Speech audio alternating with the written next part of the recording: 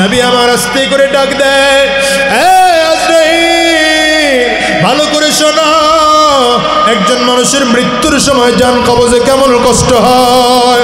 আজরাইল আলাইহিস সালাতু ওয়াস সালাম বলেন, পয়গম্বর আমি জানি না, তবে অনুধাবন করতে পারি একটা ছাগল যদি উপরে ঝুলাইয়া টেনে টেনে জীবিত অবস্থায় চামড়া ছাগলের খোলা হয়, একটা ছাগলের যেই পরিমাণ কষ্ট হয় এর চেয়ে হাজার গুণ কোটি গুণ বেশি কষ্ট হয় একজন মানুষের জান কবজে।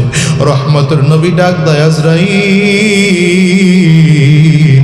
যত কষ্ট দেওয়ার দরকার হয় আমি নবীর কষ্ট দিয়ে জমিন থেকে না, আমার উম্মতকে কষ্ট দিও না। আজরাইল আমার কষ্ট দাও। হঠাৎ করে নবী হাত উপরের দিকে তুলছেন আর বলেন, আল্লাহুম্মা ইয়া রাফিকাল আ'লা, আল্লাহুম্মা ইয়া রাফিকাল আ'লা, আল্লাহুম্মা ইয়া রাফিকাল আ'লা। আমি আমার সবচেয়ে বড় বন্ধুর সাথে সাক্ষাৎ করতে চাই। তিনটা আওয়াজ দিয়ে নবীজি ঢলে জমিনের মধ্যে পড়ে গিয়েছেন। এর দুনিয়ার মানুষ রাহমাতুল লিল আলামিন জমিন থেকে বিদায় হয়ে গেলেন। আম্মা জান আয়েশা সিদ্দিকা রাদিয়াল্লাহু আনহার কোলে ঢলে পড়েছে। অন্যান্য উম্মাহাতুল মুমিনিনরা চোখের পানি ছেড়ে কাঁদে। নবীজির কন্যা ফাতেমা আওয়াজ করে কাঁদতে আরম্ভ করেছেন আর বলে, আব্বু আজ বুঝি তুমি আমাদের ছেড়ে চলে যাও? এত তাড়াতাড়ি চলে যাইবা ভাবতেও পারি না। আব্বু এখন তোমার আর জায়গা মদিনার এই ছোট্ট মাটির ঘর নয়, তোমার জায়গা তো এখন আরশে আজিম, রবের দেওয়া চমৎকার জায়গায় তুমি বসবাস করো। এখন যদি জিবরাইল আবার ওহী নিয়ে আসে, আমি জিবরাইল যে দরজা দিয়ে ফিরায় দেব, কেন আসছ? আমার বাবা তো জমিনে নাই, আর আমার বাবার কাছে ওহী আনার দরকার নাই। নবীজির সাহাবীরা চোখের পানিগুলো ফেলে ফেলে কান্না করেন। হযরত ওমর দাঁড়িয়েছেন, নিজেকেই নিজে হারায় ফেলাইছে, তরবারি নিয়ে দাঁড়াইছেন। কেউ যদি বলো নবী জমিন থেকে বিদায় হয়েছে, ওর মাথাটারে কল্লাটারে আলাদা কইরা ফেলাবো। সাহাবায়ে কেরাম বোবা কান্না আরম্ভ করেছে, কেউ জোরে আওয়াজ দিয়ে কাঁদতে পারে না। ওমরের বড় ভাই আবু বকর সিদ্দিক সেদিন মদিনায় ছিলেন না, কারণ আমার মালিক জানে নবী জমিন থেকে বিদায় এটা আবু বকর নিজের চোখে দেখে সহ্য করতে পারবে না। আবু বকর সিদ্দিক রাদিয়াল্লাহু আনহু নবীজির ইন্তেকালের খবর পাইয়া ধীরে ধীরে ধীরে ধীরে হাঁটতে হাঁটতে সামনের দিকে আগায়। মনে হয় যেন একটা পাথর সামনের দিকে আগাইতেছে। হযরত আবু বকর ডানেও তাকায় না, বামেও তাকায় না, কারোর সাথে কথাও বলে না। একা একা আয়েশা আমার নবীর ঘরের মধ্যে ঢুকেছে। আমার নবীজির খাটিয়াটা ধইরা আস্তে করে তাকায় রইছেন নবীজির দিকে। আমার নবীজির দিকে তাকায় টপ টপ করে চোখ দিয়ে পানিগুলো বালায়। মনে হয় যেন জীবনের শেষ। আবু বকর সিদ্দিকের চোখের পানি আমার বন্ধুর কাপড়ের মধ্যে আতরের মতো করে লাগাইয়া দিছে। আবু বকর সিদ্দিক আমার নবীর কাপড়ের মধ্যে চুমা খায়, চুমা খাইয়া উপরের দিকে ওইটা ডাক দেয়, হাবিব আপনি আমার ছাড়া কোথাও জানলাই, যত জায়গায় গিয়েছেন আপনি আমারে নিয়ে গেছে। হিজরতের রাত্রে, এত ভয়ঙ্কর রাত্রেও আপনি আমারে ছাড়া মদিনায় আসেন। যত জায়গায় গিয়েছেন ব্যবসায়ের কাজের জন্য আমি আবু বকরকে সাথে করে নিয়ে গেছে, সব জায়গায় আমারে নিয়ে গেলেন। আজকে মৃত্যুর সময় আমার কারো সাথে নিলেন না। আবু বকর চোখের পানি ফেলা কান্না কইরা চোখ মুছতে মুছতে ঘর থেকে বের হইলেন। দাঁড়ায় খুতবা দিতে আরম্ভ করলেন। হযরত আবু বকর রাদিয়াল্লাহু আনহু হযরত ওমরকে ডাইকা নিজের বুকের সাথে মিলায় ডাক দিছে, কোন নবী জমিনে থাকেন নাই, তুমি আর আমি, তোমার আমার নবীও জমিনে থাকতে পারবে না। হযরত ওমরের হুঁশ চলে আসছে, দুনিয়ার যুবক, আমার নবী যেদিন জমিন থেকে বিদায় হয় পুরো মদিনার মধ্যে কান্নার রোল পড়ে গেল। আমিও তোমাদেরকে বলি, সাহাবায়ে কারাম, তাবিঈন, তাবিঈ তাবিঈন, যদিও নবী চলে গিয়েছেন, কেউ কিন্তু দিন ছাড়েন নাই। হযরত আবু বকর দিন ছাড়েন নাই, ওমরও দিন ছাড়েন নাই। নবী আর এই জমিনে আসবে না, না না, আসবে না, আসবে না। তবে উস্তাদ হয়ে আমার নবী যা শিখায় গেছেন, তার মধ্যে এক নম্বর হলো কোরআন, দ্বিতীয় নম্বর হলো নবীর হাদিস। এই দুটো জিনিসকে যদি আমরা মজবুত করে ধরে রাখতে পারি, ওলামায়ে কেরামদের পরামর্শ নিয়ে জীবন তৈরি করতে পারি, ওই জীবনটা হবে জান্নাতি জীবন।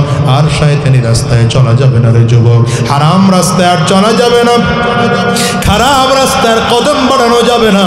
আজকের ময়দান থেকে ওয়াদা করে বের হও, যতদিন এই জমিনে বেঁচে থাকবো আর শয়তানি রাস্তায় আমরা চলবো না, হারাম রাস্তার কদম বাড়াবো না।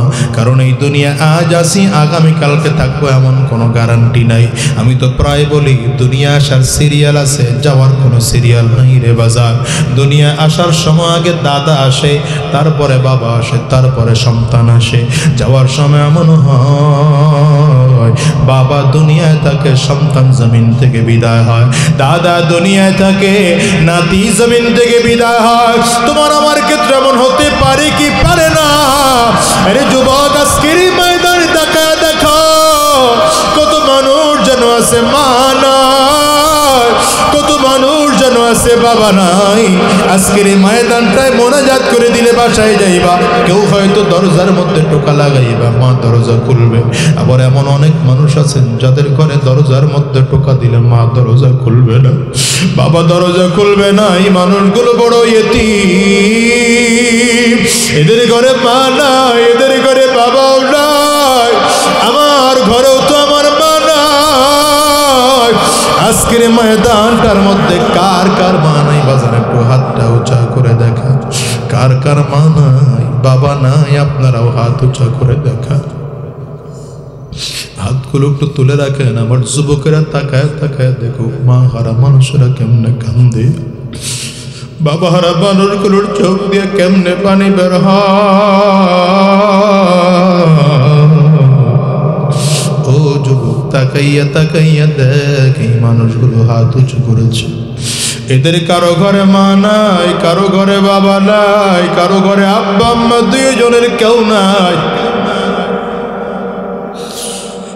আজকে মা হারাইছেন, বাবাও হারাইছেন। এমন একটা সময় আসবে যেদিন তুমি আর আমিও, তোমার আমার আব্বা আম্মা হারাবো, তুমি আর আমিও জমিন থেকে বিদায় হয়ে যাব। তবে জমিন থেকে বিদায় হওয়ার আগে আগে ওয়াদা করে বিদায় হও, আর শয়তানি রাস্তায় চলবো না, হারাম রাস্তায় আর আমরা কদম বাড়াবো না, শয়তানি রাস্তায় আর চলবো না। কারা কারা তৈয়ার আছো? দুইটা হাত উঁচু করে আমার আল্লাহরে দেখা, আওয়াজ দিয়ে জবান খুলে জোরে ডাক দাও আল্লাহ, আরো জোরে ডাক দাও আল্লাহ, আরো জোরে জবান খুলে ডেকে বলো আল্লাহ, চিৎকার করে ডাক দাও আল্লাহ, জোরে ডাক দাও, জোরে ডাক দাও, চিল্লায় ডাক দাও আল্লাহ। ও দয়ার মালিক,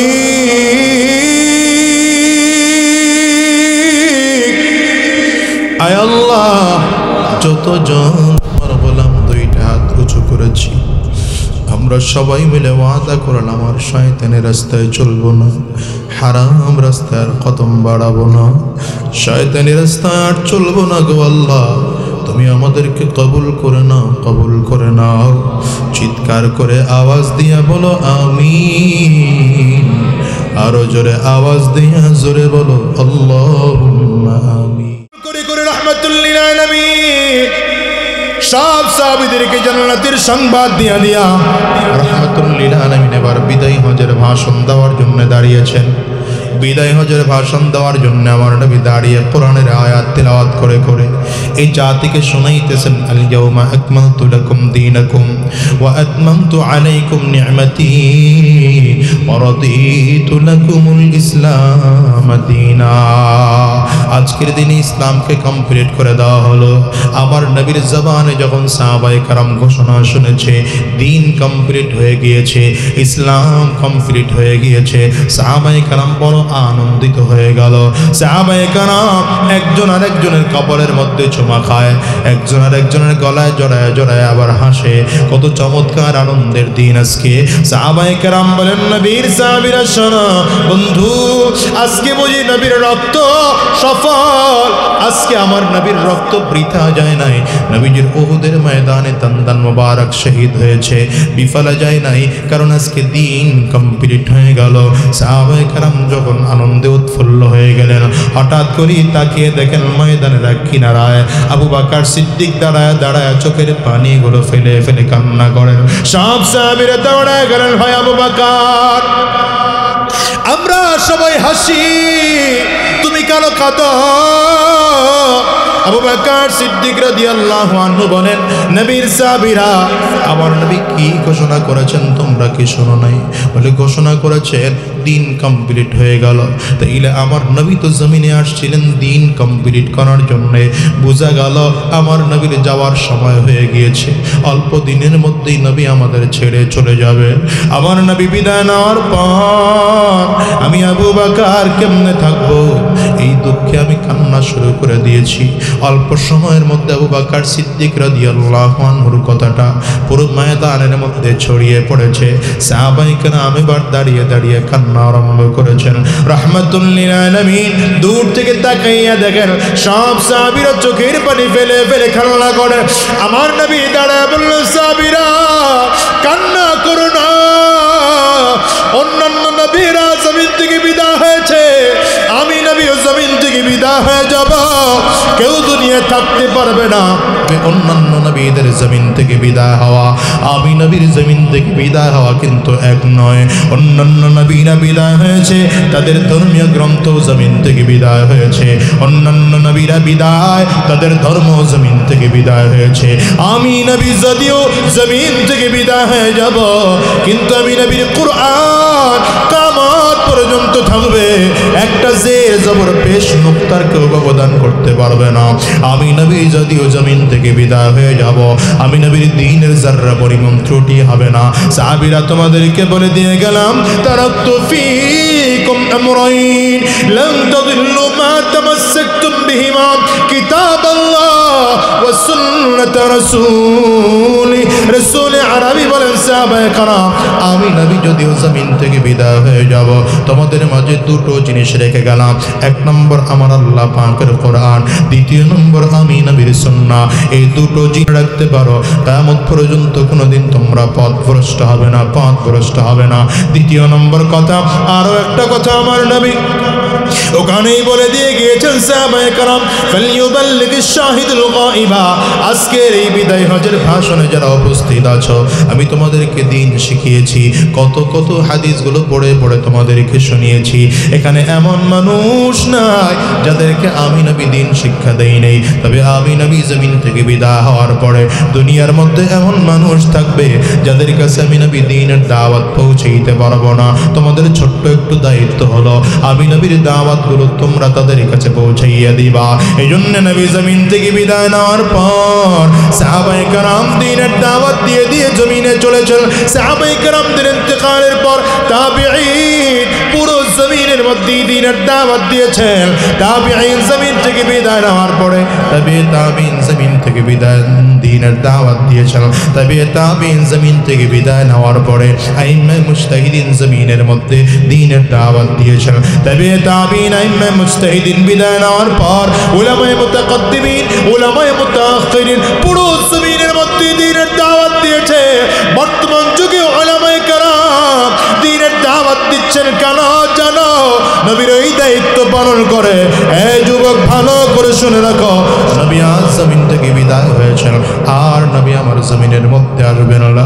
যেদিন নবী জমিন থেকে বিদায়, আজরাইল আলাইহিস সালাতু ওয়াস সালাম নবীজির দরবারে এসে হাজির হয়েছেন। বারবার দরজার সামনে দাঁড়িয়ে সালাম দেয়। নবীজির কন্যা ফাতেমাতুজ জাহরা রাদিয়াল্লাহু আনহা দরজা খুললেন। দরজা খুলে তাকায় দেখে বিশাল এক দেহওয়ালা মানুষ, যার পা জমিনে দেখা যায়, মাথা সাত আসমানের উপরে আম্মা জান নবীজির কন্যা ফাতেমাতুজ জাহরা তার সাথে সাথে দরজা বন্ধ করে দিলেন, ডেকে বললেন, বাবা এত বড় দেহওয়ালা মানুষ জীবনে আমি কোনোদিন দেখি নাই। আমার নবী ডাক দেয়, রে ফাতেমা, এই দুনিয়ার কোনো মানুষ নয়, আল্লাহর ফেরেশতা আজরাইল এসে হাজির হয়েছে। মালাকুল মউত কারো কাছে অনুমতি নিয়ে আসে না, সবার কাছে অনুমতি ছাড়া যায়। তবে তোমার বাবা যেহেতু আখেরি জামানার পয়গম্বর, এজন্য তোমার বাবার কাছে এসে অনুমতি চাইছে। আমার নবীর কাছে আজরাইল এসে দাঁড়িয়েছেন, পয়গম্বর আল্লাহ তাআলা আপনার জান কবজ করার জন্য আমারে পাঠাইছেন। আল্লাহ বলেছেন যদি আপনি চান আপনার জান কবজ করা হবে, যদি আপনি না চান আপনার জান কবজ করা হবে না। জিবরিল আলাইহিস সালামের দিকে তাকে আমার নবী বললেন, কি করব? জিবরিল আলাইহিস সালাম বলেন, পয়গম্বর আমি আল্লাহর কাছাকাছি থাকি, আল্লাহ কি চায় আমি জানি। আমি আসার সময় দেখে এসেছি আমার আল্লাহ আপনার জন্য সুন্দর করে সব সাজাইয়া রাখছে, আপনি গেলেই আমার মালিক বড় খুশি। আমার নবী ডাক দেয়, জিবরাইল রে আমি যাইতে রাজি আছি, কোনো আপত্তি আমার নাই। আমি আমার মালিকের কাছে একটা কথা জানতে চাই, আমি জমিন থেকে যখন বিদায় হয়ে যাব, আমি জানি এই উম্মতকে আমার আল্লাহ তাআলা দুই কারণে হেফাজত রেখেছেন। এর এক নম্বর কারণ আমি এই জমিনের মধ্যে উম্মতের মাঝে আছি, এই জন্য আমার উম্মতকে আল্লাহ তাআলা হেফাজত করেছেন। দ্বিতীয় নম্বর কারণ এই উম্মত যতদিন ইস্তেগফার করবে আমার আল্লাহ তাআলা ততদিন এই উম্মতকে ধ্বংস করবে না। জিবরাইল রে আমি জমিন থেকে বিদায় হওয়ার পরে যদি উম্মত ইস্তেগফার বন্ধ করে দেয়, তখন আল্লাহ তাআলা যদি আসমান থেকে আযাব নাযিল করে, আমার উম্মতের পুরোটা যদি ধ্বংস করে দেয়, আমি নবী সহ্য করতে পারবো না। আগে আমার মালিক রে বলো, আমার মালিক কি ফয়সালা করবে? জিবরিল আলাইহিস সালাতু ওয়াস সালাম আল্লাহর কাছে চলে গেলেন, ফয়সালা নিয়ে ফিরে আসলেন। নবীর কানের কাছে মুখ লাগায় দিয়া ডাক দেয়, পয়গম্বর আমার আল্লাহর কাছ থেকে অনুমতি নিয়ে আসছি, আপনি যদি নাও থাকেন, উম্মত যদি ইস্তেগফার ছেড়েও দেয়, এই উম্মতকে আমার আল্লাহ কোনোদিন একসাথে ধ্বংস করবেন না। নবী আমার আস্তে করে ডাক দেয়, ভালো করে শোনা, একজন মানুষের মৃত্যুর সময় জান কবজে কেমন কষ্ট হয়। আজরাইল আলাইহিস সালাতু ওয়াস সালাম বলেন, পয়গম্বর আমি জানি না, তবে অনুধাবন করতে পারি, একটা ছাগল যদি উপরে ঝুলাইয়া টেনে টেনে জীবিত অবস্থায় চামড়া ছাগলের খোলা হয়, একটা ছাগলের যেই পরিমাণ কষ্ট হয়, এর চেয়ে হাজার গুণ কোটি গুণ বেশি কষ্ট হয় একজন মানুষের জান কবজে। রহমতের নবী ডাক দেয়, আজরাইল যত কষ্ট দেওয়ার দরকার হয় আমি নবীর কষ্ট দিয়ে জমিন থেকে না, আমার উম্মতকে কষ্ট দিও না। আজরাইল আমারে কষ্ট দাও। হঠাৎ করে নবী হাত উপরের দিকে তুলছেন আর বলেন, আল্লাহুম্মা ইয়া রাফিকাল আ'লা, আল্লাহুম্মা ইয়া রাফিকাল আ'লা, আল্লাহুম্মা ইয়া রাফিকাল আ'লা। আমি আমার সবচেয়ে বড় বন্ধুর সাথে সাক্ষাৎ করতে চাই। তিনটা আওয়াজ দিয়ে নবীজি ঢলে জমিনের মধ্যে পড়ে গিয়েছেন। এর দুনিয়ার মানুষ রাহমাতুল লিল আলামিন জমিন থেকে বিদায় হয়ে গেলেন। আম্মা জান আয়েশা সিদ্দিকা রাদিয়াল্লাহু আনহার কোলে ঢলে পড়েছে। অন্যান্য উম্মাহাতুল মুমিনিনরা চোখের পানি ছেড়ে কাঁদে। নবীজির কন্যা ফাতেমা আওয়াজ করে কাঁদতে আরম্ভ করেছেন আর বলে, আব্বু আজ বুঝি তুমি আমাদের ছেড়ে চলে যাও, এত তাড়াতাড়ি চলে যাইবা ভাবতেও পারি না। আব্বু এখন তোমার আর জায়গা মদিনার এই ছোট্ট মাটির ঘর নয়, তোমার জায়গা তো এখন আরশে আজিম, রবের দেওয়া চমৎকার জায়গায় তুমি বসবাস করো। এখন যদি জিবরাইল আবার ওহী নিয়ে আসে, আমি জিবরাইল যে দরজা দিয়ে ফিরায় দেব, কেন আসছ? আমার বাবা তো জমিনে নাই, আর আমার বাবার কাছে ওহী আনার দরকার নাই। নবীজির সাহাবীরা চোখের পানিগুলো ফেলে ফেলে কান্না করেন। হযরত ওমর দাঁড়িয়েছেন, নিজেকেই নিজে হারায় ফেলাইছে, তরবারি নিয়ে দাঁড়াইছেন। কেউ যদি বলো নবী জমিন থেকে বিদায় হয়েছে, ওর মাথাটারে কল্লাটারে আলাদা কইরা ফেলাবো। সাহাবায়ে কেরাম বুবা কান্না আরম্ভ করেছে, কেউ জোরে আওয়াজ দিয়ে কাঁদতে পারে না। ওমরের বড় ভাই সেদিন মদিনায় ছিলেন না, কারণ আমার মালিক জানে নবী জমিন থেকে বিদায় এটা আবু বকর নিজের চোখে দেখে সহ্য করতে পারবে না। আবু বকর সিদ্দিক রাদিয়াল্লাহু আনহু নবীজির ইন্তেকালের খবর পাইয়া ধীরে ধীরে ধীরে ধীরে হাঁটতে হাঁটতে সামনের দিকে আগায়, মনে হয় যেন একটা পাথর সামনের দিকে আগাইতেছে। হযরত আবু বকর ডানেও তাকায় না, বামেও তাকায় না, কারোর সাথে কথাও বলে না, একা একা আয়েশা আমার নবীর ঘরের মধ্যে ঢুকেছে। আমার নবীজির খাটিয়াটা ধইরা আস্তে করে তাকায় রইছেন নবীজির দিকে। আমার নবীজির দিকে তাকায় টপ টপ করে চোখ দিয়ে পানিগুলো বালায়, মনে হয় যেন জীবনের শেষ। আবু বকর সিদ্দিকের চোখের পানি আমার বন্ধুর কাফনের কাপড়ের মধ্যে আতরের মতো করে লাগাইয়া দিছে। আবু বকর সিদ্দিক আমার নবীর কাপড়ের মধ্যে চুমা খায়, চুমা খাইয়া উপরের দিকে ওইটা ডাক দেয়, হাবিব আপনি আমার ছাড়া কোথাও জানলাই, যত জায়গায় গিয়েছেন আপনি আমারে নিয়ে গেছে, হিজরতের রাত্রে এত ভয়ঙ্কর রাত্রেও আপনি আমারে ছাড়া মদিনায় আসেন।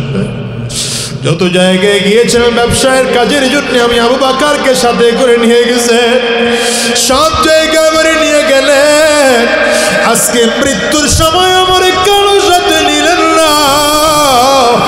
আবু বকর চোখের পানি ফেলা কান্না কইরা চোখ মুছতে মুছতে ঘর থেকে বের হইলেন, দাঁড়ায় খুতবা দিতে আরম্ভ করলেন।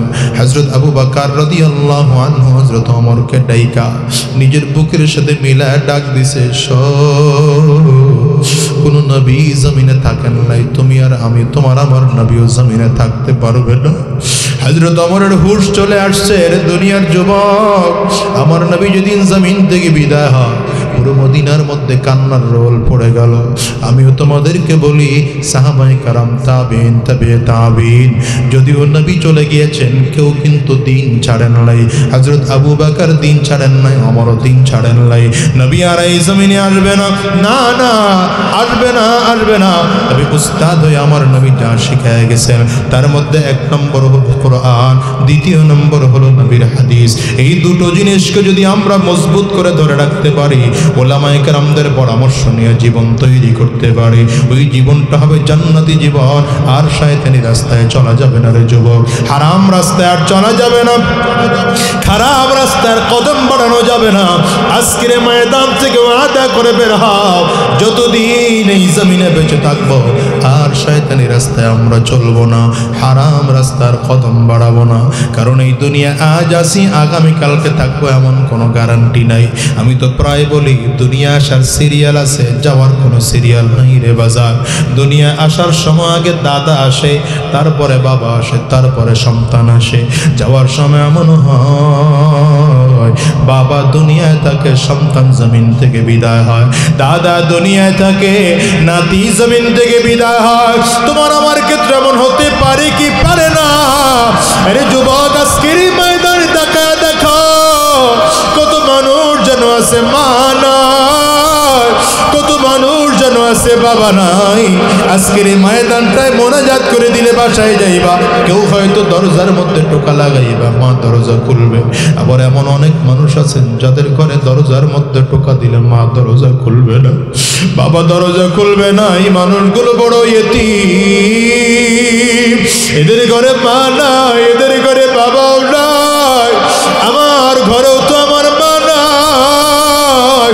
আজকের ময়দানটার মধ্যে কার কার মা নাই বাজার একটু হাতটা উঁচা করে দেখা, কার কার মা নাই বাবা নাই, আপনারাও হাত উঁচা করে দেখা, হাতগুলো একটু তুলে রাখেন। আমার যুবকেরা তাকায় তাকায় দেখো মা হারা মানুষেরা কেমনে কান্দে, বাবা হারা মানুষগুলোর চোখ দিয়ে কেমনে পানি বের হয়। ও যুবক, তাকাইয়া তাকাইয়া দেখ, এই মানুষগুলো হাত উঁচু করেছে, এদের কারো ঘরে মা নাই, কারো ঘরে বাবা নাই, কারো ঘরে আব্বা আম্মা দুইজনের কেউ নাই। আজকে মা হারাইছেন, বাবাও হারাইছেন। এমন একটা সময় আসবে যেদিন তুমি আর আমিও তোমার আমার আব্বা আম্মা হারাবো। তুমি আর আমিও জমিন থেকে বিদায় হয়ে যাব। তবে জমিন থেকে বিদায় হওয়ার আগে আগে ওয়াদা করে বিদায় হও, আর শয়তানি রাস্তায় চলবো না, হারাম রাস্তায় আর আমরা কদম বাড়াবো না, শয়তানি রাস্তায় আর চলবো না। কারা কারা তৈয়ার আছো? দুইটা হাত উঁচু করে আমার আল্লাহরে দেখা, আওয়াজ দিয়ে জবান খুলে জোরে ডাক দাও আল্লাহ, আরো জোরে ডাক দাও আল্লাহ, আরো জোরে জবান খুলে ডেকে বলো আল্লাহ, চিৎকার করে ডাক দাও আল্লাহ, জোরে ডাক দাও, জোরে ডাক দাও, চিল্লায়া ডাক দাও আল্লাহ। ও দয়ার মালিক,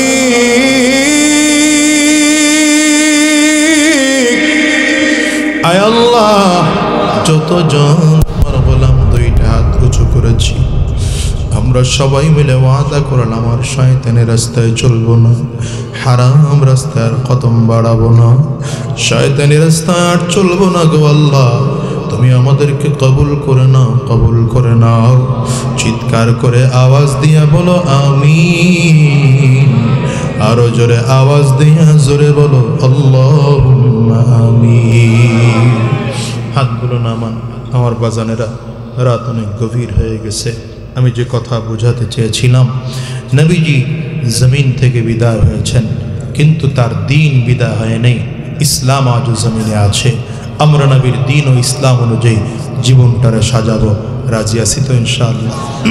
আল্লাহ আমাদের তৌফিক দান করুন। সকলে আওয়াজ দিয়ে বলেন আমিন। আস্তাগফিরুল্লাহ।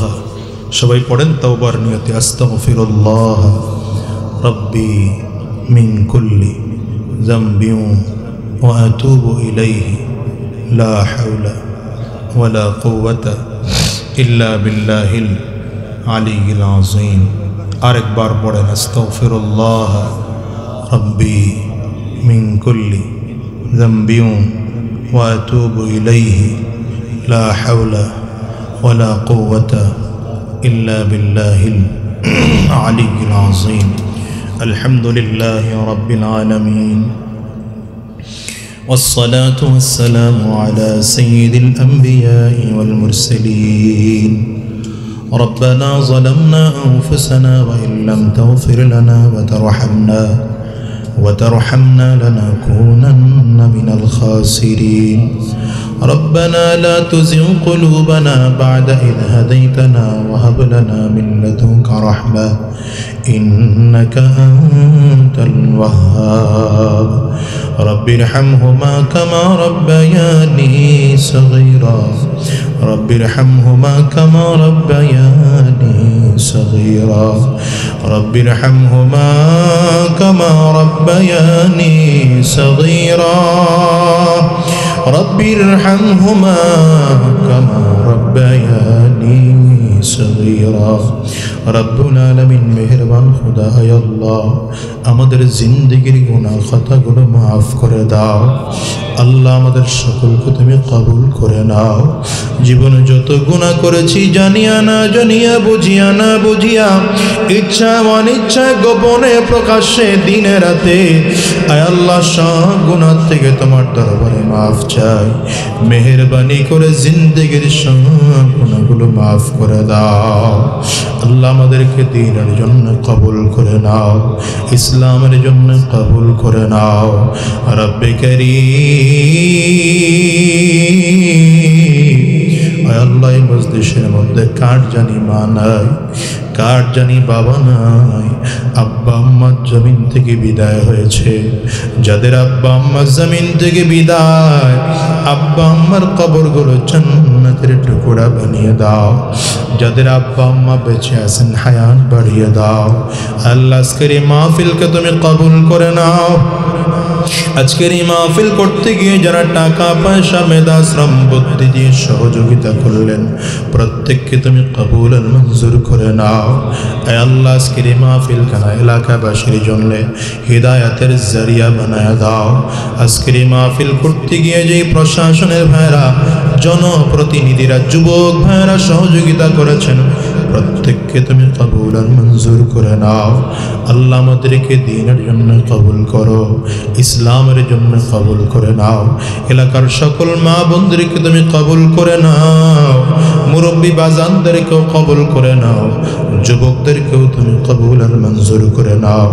আল্লাহ আমাদেরকে তোমার খাঁটি গোলাম বানাইয়া দাও, আমাদেরকে তোমার খাঁটি গোলাম বানিয়ে দাও, আমাদেরকে তোমার খাঁটি গোলাম বানিয়ে দাও। আয় আল্লাহ দ্বীন ও ইসলামের পথে চলার তৌফিক দিয়ে দাও। শয়তানের ধোঁকা থেকে আমাদেরকে হেফাজত করো, জালিমের জুলুম থেকে হেফাজত করো, হিংসুকের হিংসা থেকে হেফাজত করো, সব রকম বিপদ আপদ থেকে হেফাজত করো। বাংলাদেশকেও তুমি কবুল করে নাও, বাংলাদেশকে সব রকম চক্রান্ত ষড়যন্ত্র থেকে হেফাজত করো। আয় আল্লাহ ফিলিস্তিনের মুসলমানদেরকে হেফাজত করো, ফিলিস্তিনের মুসলমানদেরকে হেফাজত করো আল্লাহ। তোমার বাইতুল মাকদিসকে তুমি হেফাজত করো আল্লাহ। আয় আল্লাহ যতদিন এই জমিনে থাকবো তোমার গোলামি করার তৌফিক দিয়ে দাও।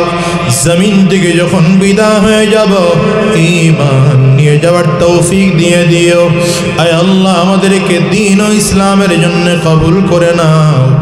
আজকের আয়োজনটুকু তুমি কবুল করে নাও।